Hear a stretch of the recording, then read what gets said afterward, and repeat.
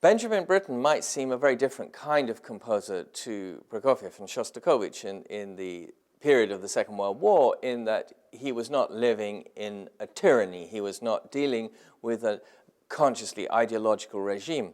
But he was a very political animal. He thoroughly disapproved of the politics of the British government, the British Empire as it was then, in the period leading up to the Second World War. And he emigrated to the United States of America precisely because he wanted to live in another kind of society. And he wrote pieces like the Symphony de Requiem, which he wrote in the United States, a very American piece in a way, and it's an anti-war piece. On the other hand, during his time in America, he had a crisis. He became homesick. He knew his friends were dying and suffering in the war, and he changed his mind. And he went home in the middle of the war as a conscientious objector. But he served the government as a composer. He wrote music for propaganda films and propaganda radio broadcasts. He particularly wrote a mass of music, which is only being discovered now, for the American government to broadcast to the American people to support the fact that America was going to enter the war on the side of the British. And so his American experience probably served him quite well in that way.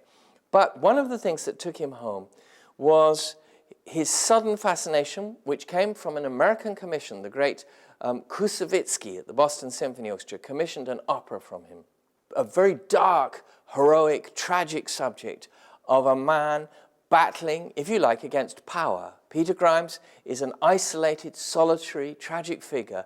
So beyond the story, which is an 18th century story, or an early 19th century story, Britten created from it, if you like, a parable, which is a parable about truth to power. It's a parable about how each one of us reacts to the moral decisions that face us every day, and how those decisions are shaped by the broader society round about us.